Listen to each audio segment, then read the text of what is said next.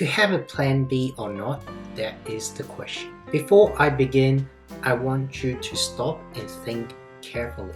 Think of a dream or something that you want to do for a very long time. It should require you to take massive action, but you're not sure if this is going to work out or not. And generally speaking, you have three options. The first option is do nothing. And of course, if you're not taking action, then nothing will change, and I'm not going to waste time on that. The second option here is you follow your dream, but you also have a sophisticated plan B, and in case it didn't work out, you have something to fall back. And the last option is you are so committed to your goal and you're going all in. Failing is not an option. You don't have a plan B. So if you're about to step out of your comfort zone, you're about to make a big play, such a thought might come into your mind. Should you have a plan B? And how committed you should be? Okay, some people say you must have a plan B because usually things don't go in plan.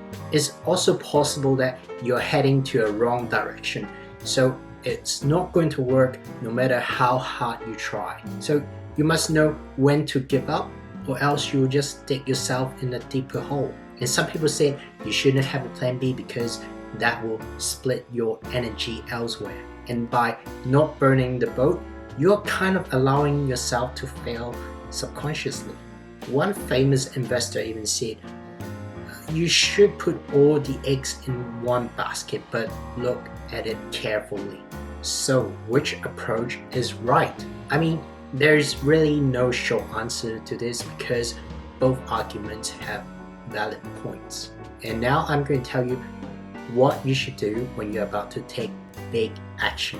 Hello everyone, if it's the first time you come across to my channel, I create content about career empowerment for young professionals. If you like my video, consider like, subscribe, and click the notification bell. Alright, before you begin to take a life-changing decision, the first thing you should do is always assess your risk tolerance level. So how do you do that? Basically, your situation will determine how much risk you can take. For instance, say you have a family to raise, then you'll have more burden and it'll be a lot difficult for you to take the leap.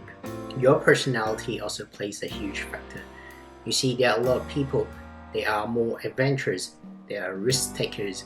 They don't mind to fail early and fail fast to get the results they want. And on the other hand, there are some people, they are a bit risk averse. They are afraid to see themselves failing, or they're afraid to lose what they have. So it's really a matter of choice, and there's nothing wrong with it. It all drills down to one question, and that is, can you accept the consequence when the worst case scenario happens?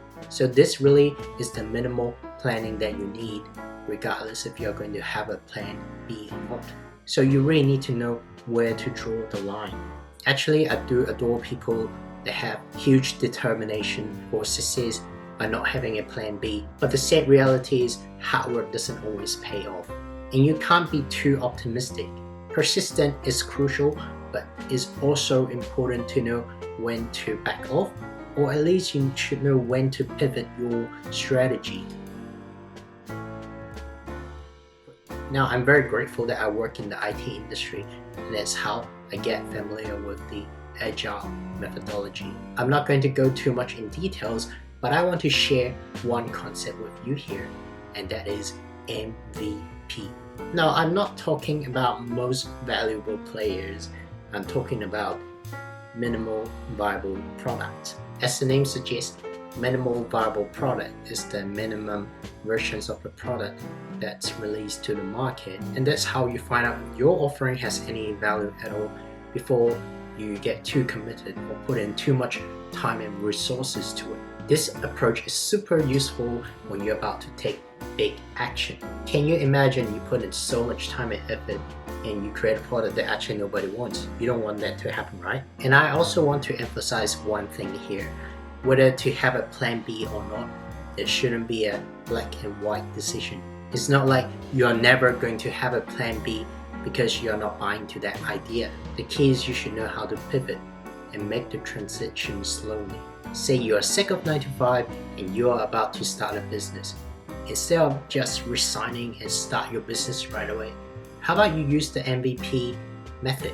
So you create a proof of concept first, and then you conduct a few try runs, and as you go, you can ask yourself a few questions, such as, do you enjoy doing this? Can you consistently doing this without any return as you start? Does that really work? Are there any signs that your business will take off? Are people paying for your product or services?